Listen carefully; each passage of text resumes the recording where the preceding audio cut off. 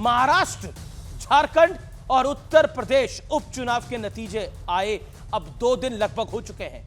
महाराष्ट्र में हार के लिए कोई पूर्व सीजीआई डीवाई चंद्रचूड़ को जिम्मेदार बता रहा है, तो कोई हिंदुओं की एकता को दोष दे रहा है। इसके अलावा ईवीएम तो विपक्ष के लिए हार का एवरग्रीन बहाना तो बनता ही रहा है। दूसरी ओर उत्तर प्रदेश में उपचुनाव में बड़ी हार मिलने के बाद अखिलेश यादव ने संभल हिंसा को चुनाव के नतीजों के साथ जोड़ दिया है। अखिलेश यादव ने कहा कि बीजेपी उपचुनाव में हुई धांधली को छुपाने के लिए संभल को सुलगा रही है। तो बीजेपी ने आरोप लगाया कि कंदुरक्की में उनकी जीत का बदला संभल में लिया जा रहा है। सवाल यह है कि क्या महाराष्ट्र से लेकर यूपी तक चुनाव के नतीजों के साइड इफेक्ट या फिर डायरेक्ट इफेक्ट दिखने लगे हैं। आज आर पार में इसी पर करेंगे जोरदार चर्चा, जोरदार बहस। नतीजे आए, तनाव लाए। स्वागत है आपका देश के नंबर 1 कार्यक्रम आर पार में।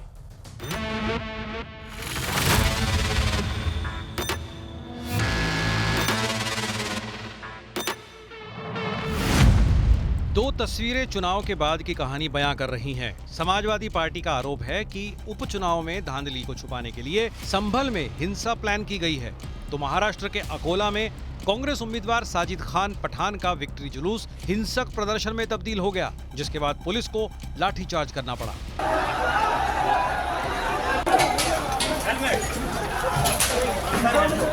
चुनाव के नतीजों के साइड इफेक्ट महाविकास आघाड़ी पर भी दिखने लगे हैं। उद्धव ठाकरे के करीबी संजय राउत एमवीए की हार के लिए पूर्व सीजीआई चंद्रचूड़ और ईवीएम को जिम्मेदार बता रहे हैं, लेकिन शरद पवार की राय उनसे अलग है। कयास लगाए जा रहे हैं कि 208 वोटों से बमुश्किल जीतने वाले नाना पटोले की कुर्सी जाने वाली है। इसके लिए ये जो सब खिचड़ हो गया ना महाराष्ट्र में, मिस्टर चंद्रचूड़ जिम्मेदार है। राहुल गांधी जी काय बोलली त्याची माहिती त्यांच्याकडे असते. उद्या आम्ही दिल्ली जाऊ पार्लमेंटला। अध्यक्ष जी खड़गे जी से बात कर रहा था, कोई इस पे हमारे रिजाइन के बाद कुछ नहीं। उधर सड़क से संसद तक संभल हिंसा को लेकर हंगामा जारी है।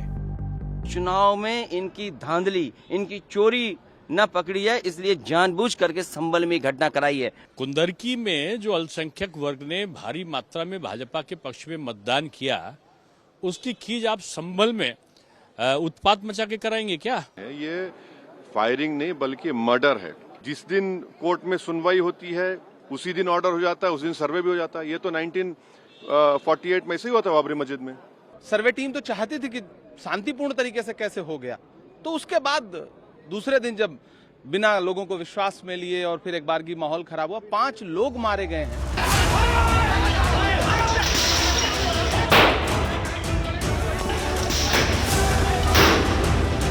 आज का बड़ा सवाल है कि क्या वाकई हिंसा चुनाव के नतीजों का साइड इफेक्ट है?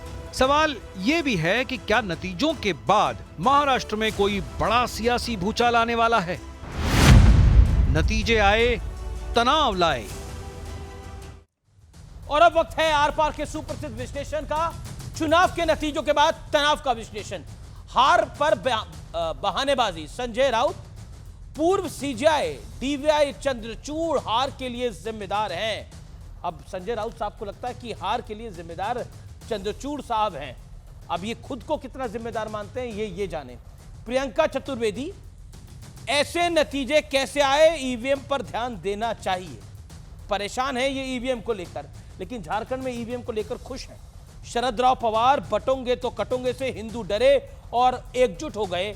मुसलमानों को एकजुट करने का पूरा प्रयास करते रहे और एकजुट होकर उन्होंने वोट भी डाला, लेकिन हिंदू एकजुट हुए तो उसका दुख है शरद राव पवार को। जी परमेश्वर, उद्धव सेना और शरद गुट ने प्लान के मुताबिक प्रचार नहीं किया, ये जी परमेश्वर ने बोला, जो कि कांग्रेस के नेता हैं।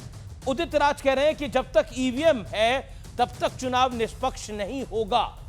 झारखंड में चुनाव निष्पक्ष हुआ है, लोकसभा का चुनाव निष्पक्ष हुआ था, ये मानते हैं ऐसा, लेकिन महाराष्ट्र का निष्पक्ष नहीं है, हरियाणा का निष्पक्ष नहीं है, क्योंकि वहां पर एनडीए बीजेपी जीत गई है। अब मैं बढ़ता हूं आगे। टूट का डर, महाविकास आघाड़ी की पार्टियों में बगावत का एक बहुत बड़ा डर है। आघाड़ी के एमएलए सरकार में शामिल होना चाहेंगे, क्षेत्र के विकास के लिए महायुति में जा सकते हैं, और ऐसी खबर मिल रही है कि उद्धव सेना के कई विधायक शिंदे सेना के साथ संपर्क में हैं और कुछ बीजेपी के साथ संपर्क में हैं, लेकिन मात्र विधायक 20 हैं उनके। और एनसीपी शरद राव की पार्टी का भी यही हाल है। सीएम पद का चेहरा तय करना आसान काम भारतीय जनता पार्टी के लिए भी नहीं होने वाला है। सबसे शिवसेना ने बिहार मॉडल की चर्चा करी है और कहा है कि बिहार की तर्ज पे सीएम बनाने की मांग की गई है, यानी यहां पर भी तनाव है।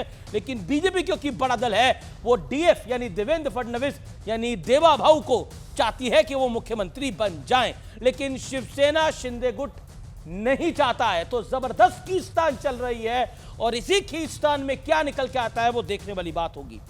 लेकिन अब संभल की बात करना जरूरी है। संभल में हिंसा सियासी प्रयोग क्या है? हार छिपाने के लिए अखिलेश यादव ने संभल हिंसा में चुनावी एंगल तलाशा है।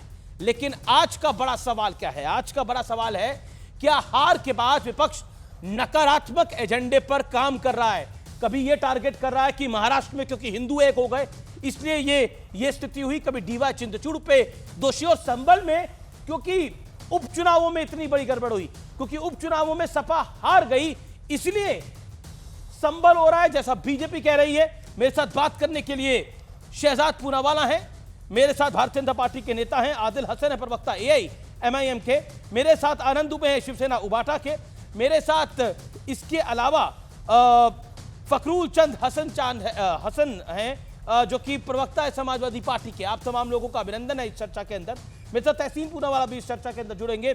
मैं इस चर्चा की शुरुआत करता हूं शहजाद आपसे। मेरा पहला प्रमुखता से सवाल आपसे है, क्या आपको लगता है कि महाराष्ट्र से लेकर उत्तर प्रदेश तक ये नतीजों का डायरेक्ट इफेक्ट है? देखिए, यूपी महाराष्ट्र में जो गए फिसल बदला लिया इन Akola to Sambhal, CGI EVM पर दावे और आरोप हुए प्रबल, सच का सामना करना नहीं चाहते। इनकी लाचारी का क्या होगा हल? ये सच का सामना करना नहीं चाहते। अब बताइए, संजय राउत जो अंतर ब्रह्मांडीय अंतरराष्ट्रीय प्रवक्ता है। क्या बोला आपने?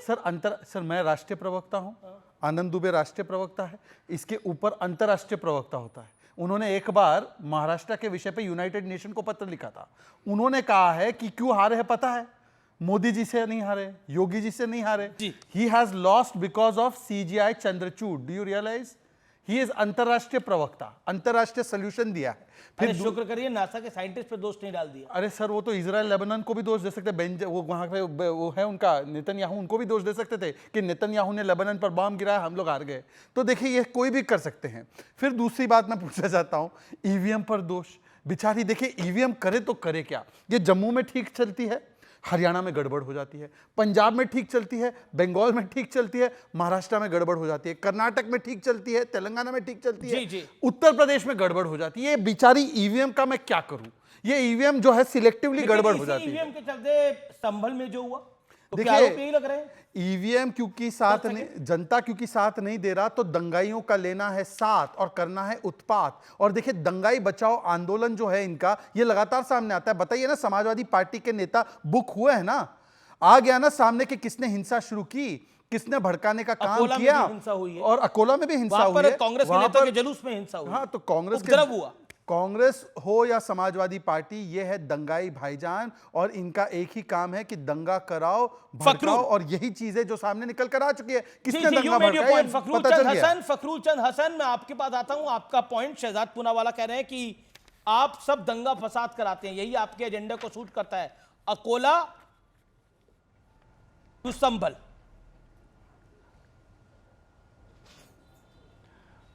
अमित जी देखिए, शहजाद जी झारखंड की हार पे चर्चा नहीं कर रहे हैं, ना पंजाब पे चर्चा नहीं कर रहे हैं, बंगाल में हारे उस पे चर्चा नहीं कर रहे हैं। वो भी हारे हैं ना, ईवीएम से ही हारे ना। और उत्तर प्रदेश में समाजवादी पार्टी ने ईवीएम को कोई दोष नहीं दिया है। उत्तर प्रदेश में जिस दिन मतदान हुआ उस दिन 7 पुलिसकर्मी क्यों सस्पेंड हुए थे शहजाद पूनावाला? वो क्या कर रहे थे? लेकिन चुनाव आयोग को दिन में ही उनको निलंबित करना पड़ गया। क्या मेरा आपसे माजरत से सवाल है, कितना बड़ा प्रोपेगेंडा चलाया गया वहां पर? अब पता लग रहा है कि तमंचों से गोली चली है, कट्टों से गोली चली है, यानी देसी बंदूक, देसी पिस्टल से गोली चली है, और मैसेज दिया गया कि पुलिस की गोली से मरे हैं। नहीं, अब तो ये क्लैरिटी हो गई ना, तो व्हाई दैट? देखिए अमीश जी, ये तो जांच का विषय है कि वो गोली कहां से चली, कैसे मौत हुई। लेकिन आप केवल एक तस्वीर दिखा रहे हैं, एक दूसरी तस्वीर को तो दिखाइए जहां पे कुछ लोग नारे लगाते हुए सर्वे करने जा रहे हैं, वो क्यों नहीं चलाते हैं? किस चीज का डर है आपको? शहजाद पूना वाले से उस सवाल को क्यों नहीं पूछते हैं कि वो कौन लोग हैं? क्या उनकी जिम्मेदारी नहीं थी? जो लोग सर्वे के लिए जा रहे थे उनकी कोई जिम्मेदारी नहीं थी? तो सवाल यह है कि आखिर इसकी साजिश है मेरा कौन? प्रश्न ये है कि अगर कोई भारतीय नारे जनता लगाएगा पार्टी तो शहर की को आग लगा सरकार, देंगे, भारतीय जनता गाड़ियां जला देंगे, पत्थर बरसा देंगे।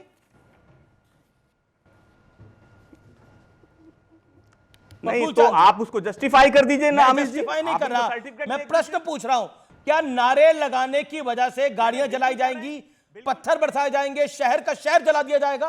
प्रश्न ये है। अमीश जी, दोनों ही लोग जो पत्थर चला रहे थे वो भी दोषी हैं, और जो लोग सर्वे के लिए जा रहे थे नारे लगाते हुए वो भी दोषी हैं। आप किसी को छोड़ नहीं सकते हैं, आपको कार्रवाई बराबर से करनी पड़ेगी। दोषी दोनों ही पक्ष हैं। फखरुल मियां का फैक्ट चेक होना जरूरी है। आप किसी को सर्टिफिकेट नहीं दे सकते, किसी को दोष मुक्त नहीं कर सकते। तो कार्रवाई होनी चाहिए। समाजवादी पार्टी इस पक्ष में है कि कार्रवाई होनी चाहिए, और आप उसको नजरअंदाज नहीं कर सकते। देखिए, आपकी बातों पर अमावस्या लग जाएगा। आप सुन लीजिए, आप आधी बातें कोट ना करें, फैक्ट और क्लिप कटवा ना बने।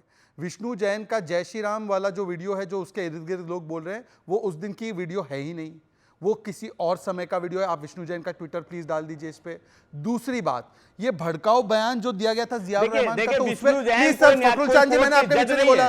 फखरुल चांद जी, ऐसे डिबेट नहीं होती है, आपको अपनी बारी में बोलना पड़ेगा। प्लीज अपनी बारी में एक एक करके होगा सर, ऐसे नहीं होगा। मैं अपनी बात बोलूंगा, मैंने उनकी पूरी बात। अच्छा, मेरे कार्यक्रम में फखरुल चांद, मेरे कार्यक्रम के अंदर होगी तो किसी की बात होता नहीं है, एक एक करके अपनी बात रखे। अभी शहजाद 30 सेकंड रखेंगे, फिर 30 सेकंड फखरुल चांद, आपको मैं मौका दूंगा। ऑडियो डाउन कर रहा हूं अभी मैं, पहले शहजाद 30 सेकंड, देन फखरुल चांद।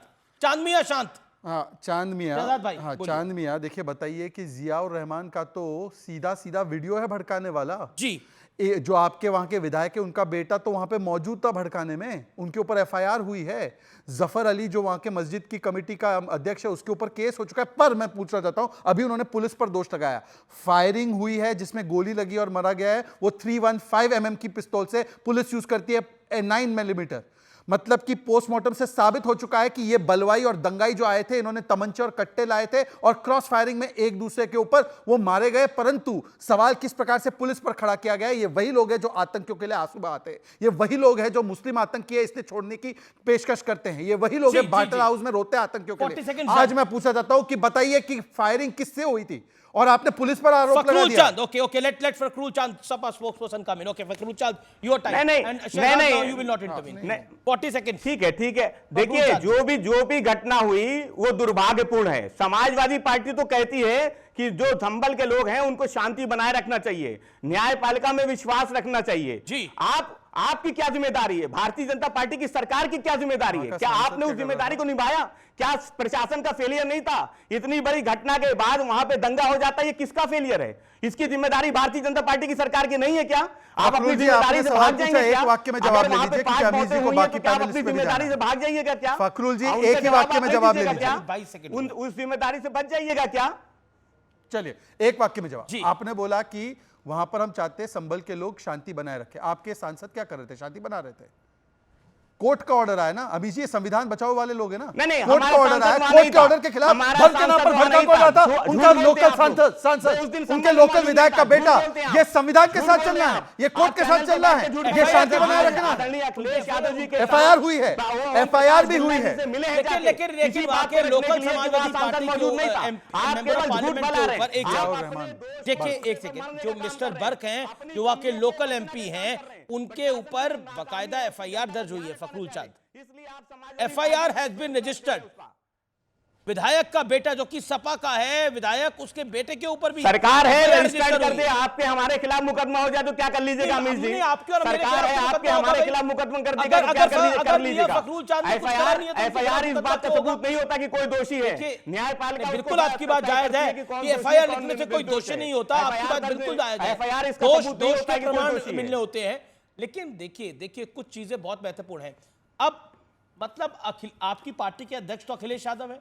अखिलेश यादव जी की टिप्पणी है कि जिस तरह से चुनावों के अंदर नतीजे आए और उसमें धांधली हुई, उनको छुपाने के लिए दंगे करे जा रहे हैं। इस बात मतलब इसको चुनावों के साथ जोड़ दिया। अकोला में भी हुआ है, अकोला को किसके साथ जोड़ा जाएगा? वहां तो कांग्रेस के कैंडिडेट के जीत पर जश्न मन रहा था, वहां उपद्रव हो गया। नहीं, तो अमित जी, जहां जहां भारतीय जनता पार्टी की सरकार है, जिनकी जिम्मेदारी लॉ एंड ऑर्डर की है, आपको उनकी जिम्मेदारी नजर नहीं आती है। अच्छा। आपको नहीं लगता कि इन सरकारों की कोई जिम्मेदारी है? अगर लॉ एंड ऑर्डर मेंटेन नहीं कर पाई है वहां की सरकारें, तो उनकी कोई जिम्मेदारी नहीं है। जिम्मेदारी किसकी है? उस प्रदेश की विपक्ष की जिम्मेदारी है, उस प्रदेश के नेताओं की जिम्मेदारी है जो विपक्ष में। सरकार की कोई जिम्मेदारी नहीं है। सरकार की लॉ एंड ऑर्डर मेंटेन करने की कोई जिम्मेदारी नहीं है। बिल्कुल शासन प्रशासन की जिम्मेदारी होती है। वहां पर जो 7 लोगों की हत्या हुई या उन लोगों का मर्डर हुआ, वो तमंचे से मरे या नहीं, तो आप बोलिए ना कि वहां फेलियर हुआ, संभल में फेलियर सवाल है। कोर्ट के निर्णय को लेकर भी सवाल है, कोर्ट के निर्णय को लेकर भी सवाल है। मैं बिल्कुल सरकार को क्लीन चिट नहीं दे रहा, मैं बिल्कुल सरकार को क्लीन चिट नहीं दे रहा, लेकिन मैं सवाल पूछ रहा हूं, अकोला में होता है, संभल में होता है, इसका कनेक्शन क्या है? शरदराव पवार कहते हैं कि हिंदू एक हो गया इसलिए हम हार गए। कमाल की बात है, कल तक तो फतवे इशू करवा रहे थे महाराष्ट्र के चुनाव के अंदर, करवा रहे थे नहीं करवा रहे थे? उनके कैंडिडेट नोमानी के दरबार में जा रहे थे, नोमानी के दरबार में जाकर बोल रहे थे कि जियारत कर रहे थे कि हमें समर्थन दीजिए। वो नहीं दिखाई दे रहा था, इसलिए भाजपा कमाल का पीडीए चल रहा है ये। एक सेकंड आनंद दुबे, कल तक आपका अलायंस, आपके अलायंस के नेता आनंद दुबे मतलब मस्जिद घूम रहे थे कि हमें समर्थन दीजिए, और मतलब कुछ नेताओं ने तो बाकायदा तस्वीरें डाली, आज शरदराव पवार साहब कह रहे हैं, जो कि वरिष्ठ नेता हैं आपके गठबंधन के, कि हिंदू एक हो गए इसलिए हम हार गए।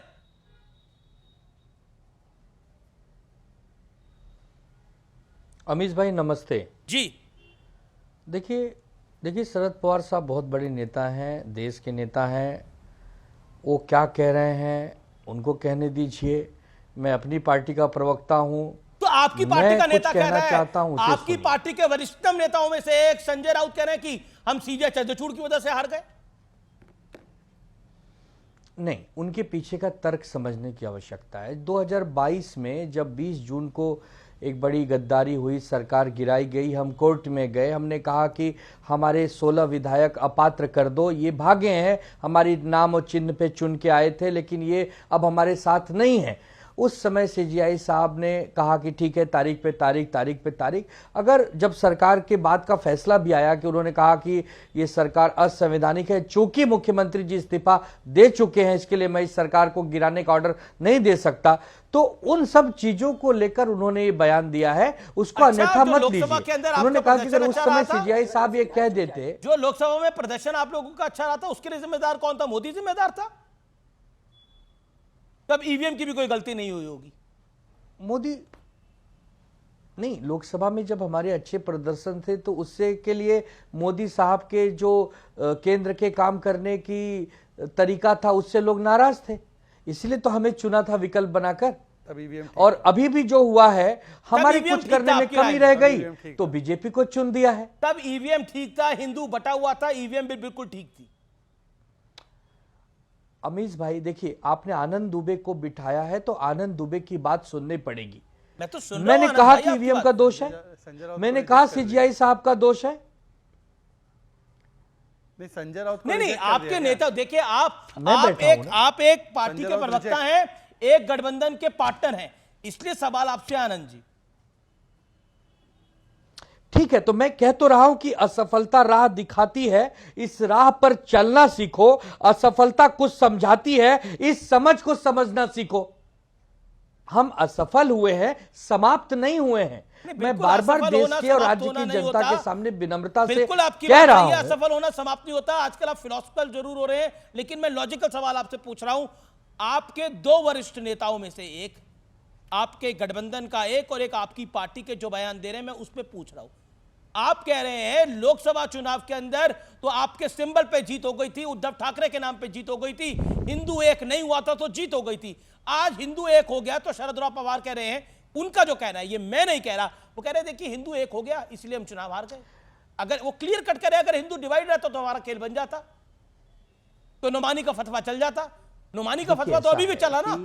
ऐसा है कि हम तो आज भी कह रहे हैं, कल भी कह रहे हैं कि हम हिंदुत्ववादी पार्टी हैं, गर्व से कौम हिंदू है, लेकिन हो सकता है जनता को हम नहीं बता पाए, कहीं कम पड़ गए, कोई बात नहीं, फिर बताएंगे। अरे हम हिंदू ही हैं, हिंदुत्व का झंडा लेकर ही चलते हैं। चूंकि हम कांग्रेस पार्टी के साथ काम कर रहे हैं तो बीजेपी ने एक नैरेटिव सेट किया कि शिवसेना ने हिंदुत्व छोड़ दिया है, ये लोग हिंदू विरोधी हो गए और उसमें वो कामयाब रहे, हमें वोट कम मिले। आप काम नहीं करे, कांग्रेस पार्टी ने आपका काम कर दिया। 20 सेकंड तुरंत मौका दीजिए। देखिए, एक तो देखिए गद्दार कौन है, गद्दारी किसने की, ये जनता ने बता दिया, और शिवसेना हमारे साथ है, एनसीपी हमारे साथ है, ये दोनों बाकी तो यहाँ पर नकली बैठे हैं। ये जनता ने तय किया, मैंने नहीं तय किया, और इलेक्शन कमीशन ने भी तय किया। दूसरी बात, ठीक है, अगर आप कहते हैं कि हम नकली हैं, मेरे हम फिर जनता के पास जाएंगे, हम जनता के पास फिर जाएंगे, हम कहेंगे कि शहजाद, उन्होंने पूरी हाजी शहजाद कह रहे हैं कि हम नकली हैं। ये क्या तरीका है अमीश जी? सुनेगी अमीश जी, दिस इज नॉट राइट। मैं अपना समय नहीं दूंगा, मेरे 20-30 सेकंड होते हैं, उसमें भी इंटरप्ट होता है। नहीं, ऐसे नहीं होता।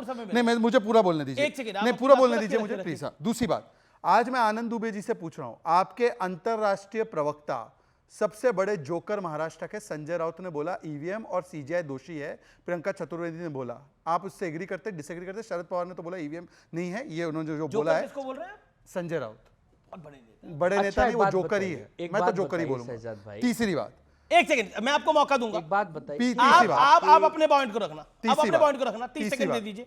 मैं तीसरी और आखिरी बात, उन्होंने कहा हम तो हिंदुत्व पार्टी आज भी है। चलिए, हिंदुत्व, हाँ, उद्धव गुट ना, वक्फ पे बोलिए कि हम सरकार के स्टैंड के साथ है, वक्फ अमेंड होना चाहिए। और एक बार बोल दीजिए कि अतुल सवे ने इम्तियाज जलील को हराया है संभाजी नगर से, हम स्वागत करते हैं इसका। चलो, जो भी जीते, हिंदू जीता ना। देखिए, ऐसा अब बोलिए एक बार, तो आपने एक बार बोलिए, एमआईएम के कैंडिडेट के लिए नहीं बोल पा रहे, सोचिए। जोकर, एक मिनट पहले मुझे बोलने दीजिए, पहले बोलने दीजिए। बोलो, दोनों जवाब देना है सवाल। आदरणीय संजय राउत जी को जोकर कहा, ये आपका फिर से बोलूंगा, सभ्यता संस्कृति का परिचय आपने दिया। जोकर ही है वो। मैं आपके नेताओं को जोकर नहीं कह सकता, मैं आपके नेताओं को जोकर क्या, कोई कुछ भी मैं नहीं कह सकता, जो गरिमापूर्ण शब्द है मैं वही कहूंगा, ये मेरे संस्कार है। दूसरी बात, जब हम चुनाव लड़ते हैं तो या तो जीतते हैं या तो हारते हैं। अब अतुल सावे जीते हैं, इम्तियाज जलील हारे हैं, वो तो बी टीम आपकी है ना शहजाद भाई।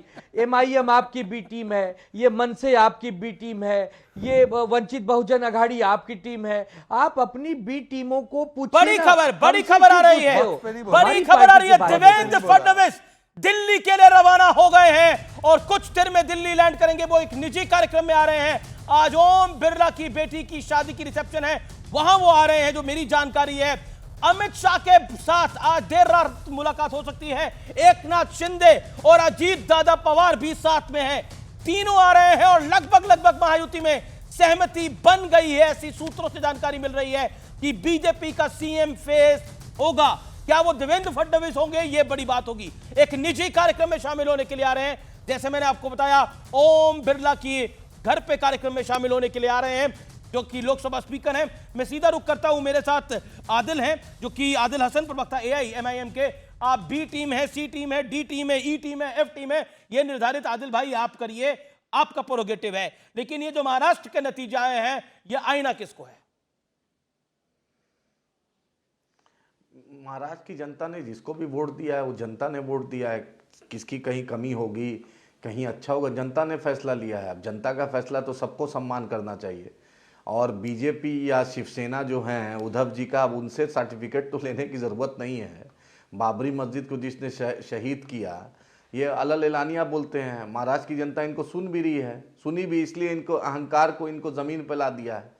और बीजेपी को महाराष्ट्र में जीत मिली है, तो झारखंड में जहाँ जहाँ नरेंद्र मोदी कहते सिर्फ एक जगह जीते, पूरे संथाल परगना में सिर्फ एक सीट जीते, बंगाल में बाई इलेक्शन में हारे, पंजाब में बाई इलेक्शन में हारे।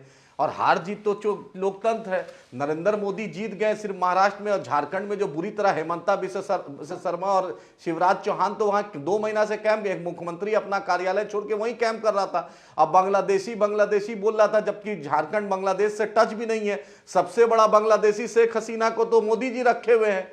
उस पर कुछ नहीं बोलेंगे, लेकिन झारखंड की जनता को सलाम है कि उन्होंने इनको दिखा दिया। वहां का हिंदू, वहां का मुसलमान, वहां का दलित, वहां का आदिवासी, सबने दिखा दिया। एक दलित चीफ मिनिस्टर को जेल में भेजा, जनता ने एक कल्पना सोरेन को दे दिया, एक महिला ने इनको दिखाया है। अमित शाह ने धराधर रैली की थी, जितना जहर उगलना था झारखंड में उतना जहर उगला गया। लेकिन अगर यूपी में बाई इलेक्शन में बीजेपी जीते तो संभल हो जाता है, ऐसा बीजेपी कह रही है। और अगर अकोला में, सर सुनिए, अकोला में अगर कोई जीत का जश्न मना रहा है तब उपद्रव हो जाता है, बताइए सर। अमीश भाई, इनसे पहले जो तख्त पे नशी था उनको भी खुदा होने का इतना ही गरूर था। वहां कृष्ण कुमार बिश्नोई साहब एसपी साहब हैं, वो गलतफहमी में नहीं रहे। डीजी बंजारा भी जेल में रहे, बिहार में भी डीजीपी जेल में रहे और बहुत जगह आईपीएस जेल में रहे। सत्ता पलटेगी, सत्ता परमानेंट नहीं होती है। संविधान का गुलाम बने, नागपुर का या भाजपा के चीफ मिनिस्टर का गुलाम नहीं बने। ये 5 बच्चे की शहादत रंग लाएगी। ऊपर वाले का लाठी बेबोल है, किसकी शहादत रंग ऊपर वाले का लाठी बेबोल है। उस मासूम के आह लगेगी, जिस भी डीएम एसपी और जिसके करती से हुआ है उसकी आह लगेगी। मैं चैनल पे बोल रहा हूं, ऊपर वाले की लाठी जलवा दिखाएगी। दंगा भड़काने की बात कर रही है। नहीं, देखिए ये दंगा भड़काने की बात कर रहे हैं। मैंने क्लियर कट बोला है कि 315 mm की गोली लगी है, ना कि 9 mm की। और यहाँ पर बैठकर ये दंगा भड़का रहा है। उत्तर प्रदेश पुलिस इन पर कार्रवाई करेगी। उत्तर प्रदेश पुलिस को इन पर कार्रवाई करनी चाहिए। अमीश भाई, नहीं, प्रमाण दीजिए आप। अमीश भाई, प्रमाण दीजिए। आपसे बात कर रहा हूं, शहजाद एंकर नहीं है, मैं आपसे बात करने नहीं तो प्रमाण दो। तो दंगे भड़काओगे क्या देश में? लेकिन देखिए, देसी बंदूक से गोली चली है, वो तमंचा हो सकता है, वो कट्टा हो सकता है, उससे गोली चली है। वो गोली कोई पुलिस की पिस्टल से नहीं चली है। अमीश भाई जी बोलिए आदिल। अमित साहब, अगर योगी, शहजाद पूनावाला, ओके शहजाद, चुप रहो यार, बोलने दो। अरे इसको चुप करवाइए ना, इस बिना ब्रेक की गाड़ी को। अरे दंगा मत भड़का, इधर दंगा नहीं भड़काना है। तुम और तुम्हारे नेता 15 मिनट दिखा दिया ना संभाजी नगर में। संभाजी नगर में 15 मिनट दिख गया ना। की मर्यादा रखें आप। दिखा के नहीं? एक सेकंड आदिल हसन शांत होइए। आदिल हसन शांत होइए। आप एक राष्ट्रीय पार्टी के प्रवक्ता हैं, आप माजरत के साथ बात करिए, मेरा निवेदन है आपसे। आप एक राष्ट्रीय पार्टी के प्रवक्ता है, किसी को कोई अगर आप उत्तेजित हो रहे हैं किसी बात पे तो ना होइए, मेरा निवेदन है, शांत होइए। भाषा की मर्यादा को बात रखिए। आप अपनी पार्टी को रिप्रेजेंट कर रहे हैं, you have a larger perspective to do. Adil Hasan, अब अपनी बात रखिए और कोई भी गलत शब्दों का इस्तेमाल ना करें, मेरा निवेदन है। अपनी बात रखिए। आपको बुरे से बुरा कटाक्ष करना है तो करें, लेकिन गाली अलाउड नहीं है। Make your point Adil Hasan. अच्छा सुनिए, अमित साहब सुनिए, मेरे लीडर बैरिस्टर असदुद्दीन ओवैसी साहब ने कहा, मुझे मौका देना। ठीक है, आदिल हसन को मेरे बोलने दीजिए, इत्मीनान से बात करिए। आदिल जी, कोई नहीं बोलेगा, इत्मीनान से, भाषा की मर्यादा। अमीश भाई, ठीक। अमीश भाई, मैंने आपके कहने पर आपके प्रोग्राम में आया और मैं आपका सुनूंगा, दूसरे का किसी का नहीं सुनूंगा। मेरे लीडर बैरिस्टर असदुद्दीन ओवैसी साहब ने कहा कि अगर योगी आदित्यनाथ सरकार में हिम्मत है तो हाई कोर्ट के सिटिंग जज से पूरा एपिसोड जांच करा दे। ठीक है, मैं आपके सामने इसी बात को दोहराता हूं, अगर योगी आदित्यनाथ सरकार में हिम्मत है तो हाई कोर्ट के सिटिंग जज से जांच करा दे। दूध से दूध, पानी का पानी हो जाएगा। और 5 बच्चों की लाश, ऊपर वाले की लाठी बेबोल है, इंसाफ होगा, उस लाठी का असर होगा। और जिसने भी गलत किया है, जिस प्रशासन के लोगों ने, इंसाफ होगा और उसकी लाठी होगी। वो एसएसपी साहब को बोल रहा हूं, उस डीएम साहब को कि चीफ मिनिस्टर का गुलाम मत बनिए, संविधान का गुलाम बनिए। सरकार आएगी जाएगी, याद रखिए, डिसमिस फ्रॉम सर्विस होइएगा। कोई योगी आदित्यनाथ नहीं बजाएंगे, कोई भाजपा नहीं बजाएगी। इन लोग मतलब के यार हैं। सिर्फ 5 बच्चों की लाश हुई है, मौत हुई है, उनके घर में मातम हुआ है, उनके घर में मातम है। आप समझ जाइए, उस माओ से सुनिए, उस अनाथ बच्चों के बारे में सुनिए। मेरा जो पॉइंट है, ओके 30 सेकंड पर जैसे उनको मिला वैसे मुझे मिला। बिल्कुल मिला, पहले भी वैसे मुझको मिलना चाहिए बिना इंटरप्शन के। बिल्कुल मिलेगा। पहले कितने लोगों की मौत हुई है? 5 या 4? अभी तक जो रिकॉर्ड्स है वो 4। Thank you. दूसरी बात, उन्होंने पहले वक्तव्य में प्रशासन पर डायरेक्ट आरोप लगा दिया। क्या उनको ये करने का अधिकार है? जब वो कह रहे हाईकोर्ट के जज की जांच होने दो, तो निष्कर्ष पर कैसे? और प्रशासन पर इतना बड़ा आरोप, दंगे नहीं होंगे? तीसरी बात, संविधान की बात ये कर रहे जो सर तन से जुदा के नारे लगाते हैं, जो 15 मिनट बोल रहे, और 15 मिनट दिखा दिया संभाजी नगर ने। अतुल सवे जीता और मियां इम्तियाज जलील हारा। यह होता है 15 मिनट। और 15 मिनट करना बंद करो। और तुम बोलते हो एमआईएम हमारी बी टीम है। एमआईएम के हुबली के दंगों के केस किसने निकाले? मिस्टर आनंद दुबे, कांग्रेस पार्टी के नेताओं ने निकाले। बताइए क्यों निकाले ऐसे दंगाइयों के केस? डीजे हल्दी में एमआईएम के नेता इन्वॉल्व थे दंगों में, ठीक है, किसने निकाले उनके केस? कांग्रेस पार्टी ने निकाले। MIM versus BJP right now. Okay okay okay okay. बड़ी खबर है, देवेंद्र फडणवीस दिल्ली पहुंच रहे हैं, अमित शाह के साथ मुलाकात कर रहे हैं। मैं चलता हूं तहसीन पूनावाला के साथ के पास। देवेंद्र फडणवीस दिल्ली के लिए रवाना हो गए। तहसीन पूनावाला, इंटरेस्टिंग बात यह है कि संजय राउत कहते हैं कि सीजीआई चंद्रचूड़ हार के लिए जिम्मेदार है, जबकि आप कहते हैं, जो मैं एएनआई पे आपकी स्टेटमेंट सुनता हूं कि यह व्यक्ति जिम्मेदार है जिसने सरकार गिराई, यह व्यक्ति जिम्मेदार है जिसने महाराष्ट्र में कांग्रेस को भी निपटा दिया। और शरद पवार कहते हैं कि हिंदू एक साथ आ गए इसलिए चुनाव में मार रहे हैं। मैं दो चीज़ का जवाब दूंगा, माननीय शरद पवार जी का और संजय राउत जी का। अमित जी, आपके शो पे शिरकत करने का मौका मिला इसलिए आपका शुक्रगुजार हूँ। दो चीज़, एक तो जो संजय राउत जी ने माननीय ex chief justice of India Chandrachud ji के बारे में कहा, अंग्रेजी में एक शब्द है इंटेलेक्चुअल बैंक्रप्सी, और मैं बार बार आपके शो में आता हूँ, आप बार बार मुझे मौका देते, और मैंने आपको लगातार ये बात कहा है कि संजय राउत जी को लगाम लगानी चाहिए अपनी बातों पर। जिस तरह से वो बातें करते हैं, मतलब इस बात पर लोग हंसेंगे, मतलब chief justice of India x responsible है, वो चुनाव हारे। भैया अगर वही रिस्पॉन्सिबल है तो आपको इतने एमपीज आए उसके लिए वो जिम्मेदार नहीं है क्या? ये कैसी बात कर, मतलब हमारे, मतलब क्योंकि मैं विपक्ष में यकीन रखता हूँ, मैं भाजपा को हराना चाहता हूँ, मतलब आवाम जनता के बीच में क्या क्रेडिबिलिटी रहेगी? ये किस तरह की बातें कर रहे संजय राउत जी? उनको कुछ कहीं ना कुछ, उनको कुछ कोई चीज़ की, उनको अगर हेल्प चाहिए, उनको कोई चीज़ की ज़रूरत चाहिए, कोई सपोर्ट चाहिए इमोशनल, तो बता दे इस तरह की। और ऑनेस्टली मैं हाथ जोड़कर उद्धव जी से विनती करता हूँ, इनको बंद कीजिए माइक के सामने बात करना। वो जितना बोल रहे हैं वो उद्धव जी का करियर और आदित्य ठाकरे जी का करियर बर्बाद कर रहे हैं। मैं लगातार, ये बात मैं आज से नहीं कह रहा हूँ, मैं आपको एक छोटा सा उदाहरण दे दूँ। इन्होंने 2023 में यूनाइटेड नेशंस को पत्र लिखा था कि जून 20 को इंटरनेशनल डे ऑफ गद्दार डिक्लेयर करें। मतलब ये इस तरह के आदमी, आप इसको गंभीरता से लेते हैं, ये कारण है कि हम एमबीए हारी। दूसरी ओर जो शरद पवार जी कह रहे उस पर मैं टिप्पणी कर दूं, अगर हिंदू कंसोलिडेशन हुआ, मान लेते 1 मिनट हुआ, जो हुआ, कौन कहा हमें भाजपा की पिच पे खेलने के लिए? एक मोहतरमा थी, उनके शौहर चले गए वो नोमानी साहब से मिलने, जो कहते तालिबान अच्छा है, लड़कियों की शिक्षा नहीं होनी चाहिए। दूसरे हैं जो दूसरे मौलाना से मिलते, जो कहते गजवाए हिंद होनी चाहिए। क्या जरूरत थी इन चीजों की करने के लिए? वो सपा के ही तो कैंडिडेट थे ना, जो शौहर साहब वो सज्जाद नोमानी जी से मिलने, क्या जरूरत थी? हाँ नहीं, वो सपा के कैंडिडेट, और एनसीपी के कैंडिडेट थे ना, जिनके शौहर गए थे, वो एनसीपी के कैंडिडेट थे ना, जो गए थे सपा एनसीपी नोमानी साहब से मिलने। क्या जरूरत थी? पोलराइजेशन हुआ ना। हाँ, वो मोहतरमा के शौहर जी, मैं वही कह रहा हूं, क्या जरूरत थी? वो जो तस्वीरें गई वायरल, अमित जी आप यकीन नहीं मानोगे कितना पोलराइजेशन हुआ। खुद का चुनाव हारे, दूसरों को भी दुबा दिए। ये क्या? मैं आपका दुख समझ रहा हूं, कर रही थी, तो मैं आपका शरद पवार का दुख को बिल्कुल समझ रहा हूं। अमित जी मैं महाराष्ट्र में था, अमित जी मैं महाराष्ट्र में 10 सेकंड और लूंगा। महाराष्ट्र के मुद्दे थे विकास, unemployment, cotton farmers, soybean farmers. किसने रोका था? क्या शहजाद पूनावाला रोक रहा था हमें उन बातों से बात करने, उन बातों पर बात करने के लिए? क्या माननीय मोदी जी रोक रहे थे? क्या माननीय अमित शाह जी रोक रहे थे? हम ही कह रहे पोलराइजेशन पोलराइजेशन, वो कर रहे तो हम सामने कर रहे। अगर कोई हमें चिट्ठी लिखता है, हम कहते भैया आपको हमें वोट देना है, आप हमें धर्म के आधार पे नहीं, हम जो काम करें उसके आधार पे दो। अगर काउंटर पोलराइजेशन हुआ, मैं कह रहा हूं सब शिवसेना ने जो किया, खुद भी डूबे और कांग्रेस को भी डुबा दिए। मैं आपको जेन्युइनली कह रहा हूं, अब भी संजय राउत जी नहीं सुधरे, और अब भी अगर आदित्य ठाकरे जी नहीं समझेंगे कि संजय राउत उनको नुकसान पहुंचा रहे, तो आदित्य ठाकरे जी को कोई मदद नहीं कर सकता। बड़ी विनम्रता से कह रहा हूं। ओके, आप कह रहे हैं आदित्य ठाकरे, उद्धव ठाकरे को समझना चाहिए। आनंद दुबे। अमीज भाई, सबसे पहले तो आदिल हसन की बात का जवाब दूंगा, जो बाबरी पर बात कर रहा था।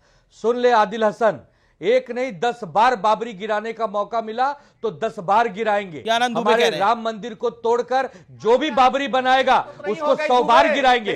आज तो कमाल हो रहा है ये, प्लीज आनंद दुबे 30 सेकंड। हम आपका बहुत सम्मान करते हैं, हम तहसीन भाई का व्यक्तिगत बहुत सम्मान करते हैं। तीनों पार्टियां मिलकर चुनाव लड़ी हैं, जीत भी अगर साथ में होती है तो हार भी साथ में होती है। अकेले शिवसेना की वजह से आप नहीं हारे हैं, हम तो 20 सीटें लाए हैं, आपसे 4 ज्यादा जीते हैं। आप तो 100 से ज्यादा लड़े थे ना, आप तो 80 का दावा कर रहे थे ना, विदर्भ की बात कर रहे थे ना, तो कमियां आप में भी हैं, कमियां हम में भी हैं, हम बैठ के सुलझाएंगे। हम ये महायुति वालों की तरह टीवी पर नहीं झगड़ेंगे। सीएम बनने के लिए जिस ढंग से एकनाथ शिंदे और बीजेपी के नेता आपस में सिर फुटौल कर रहे हैं, पूरा महाराष्ट्र देख रहा है। दिल्ली भागे हैं, दिल्ली के विमान में बैठे हैं और वहां जाकर पंचायत होगी, गुलामगिरी सहना होगा। महाराष्ट्र की अस्मिता का सर पहले ऐसा कभी नहीं झुका था। एक मुख्यमंत्री के लिए पंचायत कर रहे हैं, ऐसी हमारे वाला।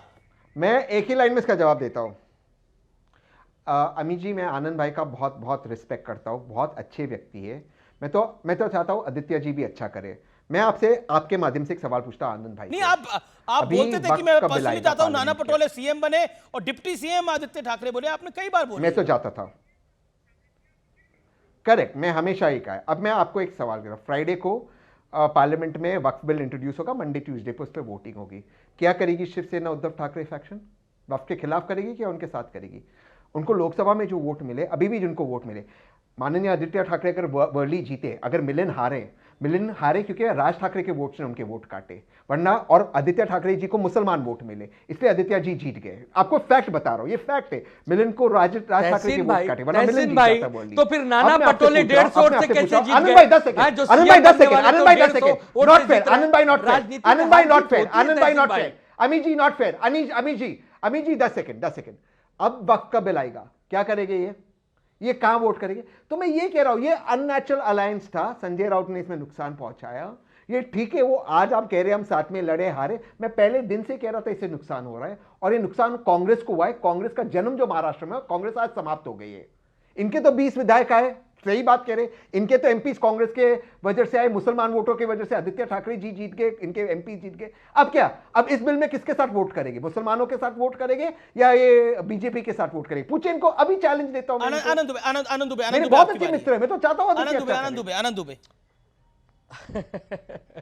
देखिए, ऐसा है कि मैं सांसद तो स्वयं नहीं हूं, हमारे पार्टी के 9 सांसद हैं, उसमें अरविंद सावंत जी को उनका नेता बनाया गया है, वो वक्फ वाले बिल में जेपीसी कमेटी में भी है। तो वो किसको वोट करेंगे, किसको नहीं वोट करेंगे, उनका अधिकार है। ये पार्टी का शीर्ष नेतृत्व करता है, टीवी पर बैठ के ऐसे आपके सामने नहीं कह सकता। और रही बात आदित्य ठाकरे जी जीते हारे, तो नाना पटोले जी तो केवल 150-200 वोट से जीते हैं, वो भी रिकाउंटिंग हुई, क्या क्या पंचायत हुई। तो ऐसा नहीं है कि एक तरफा ही हार हुई है, आपकी तरफ भी तो अगर हमारा गठबंधन है, आप कह लीजिए इंडिया अलायंस के साथ वोट करेंगे। प्रणीति शिंदे हमारे शिवसेना के उम्मीदवार को सोलापुर में उनके खिलाफ बगावत कर दी, हमारा उम्मीदवार वहां हार गया।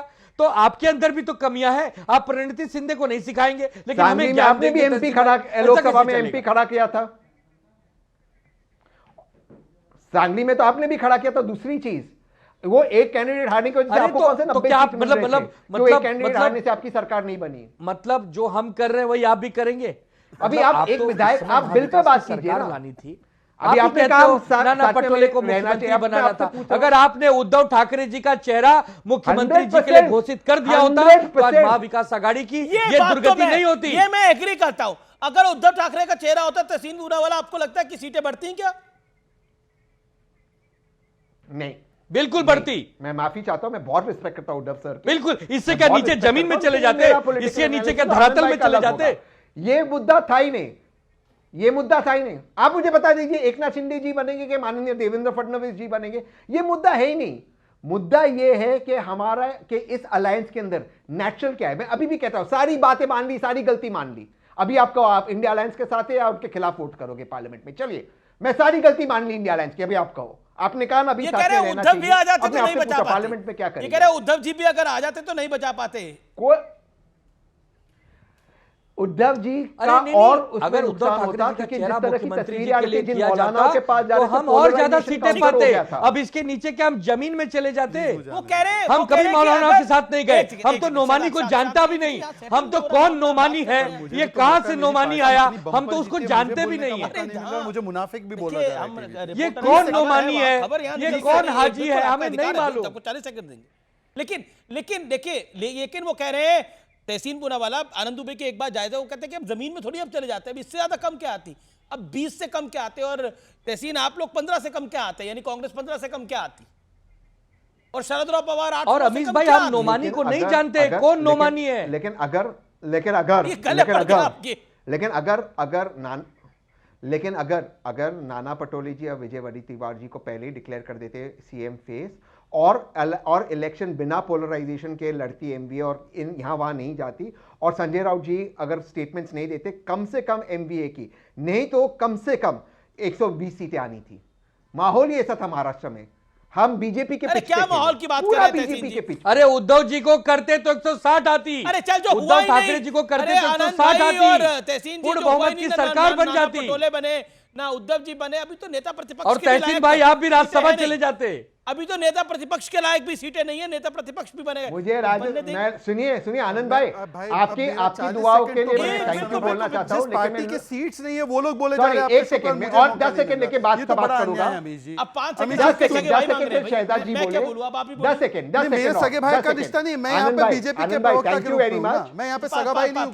5 सेकंड पहले वो आदिल की एक सीट नहीं, मुझे गाली बक रहे हैं आनंद जी की, और इनकी मिलाकर हमारी शिवसेना से ज्यादा सीट नहीं, वो बोले जा रहे हैं। मैं बैठा हूं, मुझे भी 40 सेकंड दे दीजिए ना, मेरा समय। शांत हो जाओ हाजी साहब, हाजी बने हो, एक सीट आई है महाराष्ट्र, पूरे महाराष्ट्र में एक सीट आई है, विधायक है और एक सांसद है इनका। ये हंगामा इन्होंने काट रखा है आज पूरी चर्चा में। मुझे प्लीज मेरा 40 सेकंड निर्धारित जो है मेरे बोलने दीजिए।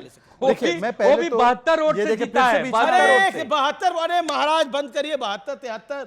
जब भी मेरे बोलने की बारी आती है अमीर जी, नहीं जब मेरे बोलने की बारी आती है सारे व्यवधान को अलाउ कर देते थे।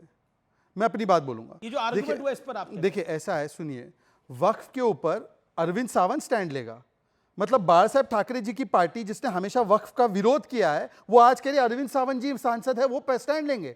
ये असली हिंदू है, मतलब होंगे असली हिंदू व्यक्तिगत रूप से, पर हिंदुत्व के पॉलिसी पर है, तो बताइए क्या स्टैंड है। दूसरी बात मैं आपसे सीधा पूछना चाहता हूं, दूसरी बात मैं इनसे पूछना चाहता हूं कि इन्होंने कहा कि हमारे यहां पर झगड़ा है। जम्मू कश्मीर में उमर अब्दुल्ला ने बोला एक मंत्रालय ले चाहिए तो ले लो। जेएमएम में इन्होंने डिप्टी सीएम मांगा, जेएमएम ने बोला चलते बनो। आम आदमी पार्टी ने आज स्टेटमेंट बोला है कांग्रेस सबसे बड़ी बोझ है। उद्धव सेना ने कांग्रेस पर दोष डाला है हार का। उसके बाद टीएमसी ने बोला है कि ममता बनर्जी को एलओपी बनाओ। पूछे क्या स्टैंड है इनका? एलओपी बना देना चाहिए, वो बोल रहे हैं ममता बनर्जी को एलओपी बनाओ, राहुल तुमसे ना हो पाएगा। और अब इस समय की बहुत बड़ी खबर आर पार में, कल इस्तीफा दे सकते हैं महाराष्ट्र के मुख्यमंत्री शिंदे, एकनाथ शिंदे कल दे सकते हैं इस्तीफा। इस समय की बड़ी खबर है, हालांकि ये बिल्कुल प्रक्रिया होती है, सीएम पद से इस्तीफा देंगे। और क्या देवेंद्र फडणवीस के बाद नाम पर मोहर आज रात लग जाएगी, ये बड़ी खबर है। राज्यपाल को सौंपेंगे इस्तीफा एकनाथ शिंदे। अब वक्त है सत्य और तथ्य का। महाराष्ट्र के नतीजों से एक कहावत फिर याद आ रही है। यह कहावत है बोया पेड़ बबूल का तो आम कहां से होए।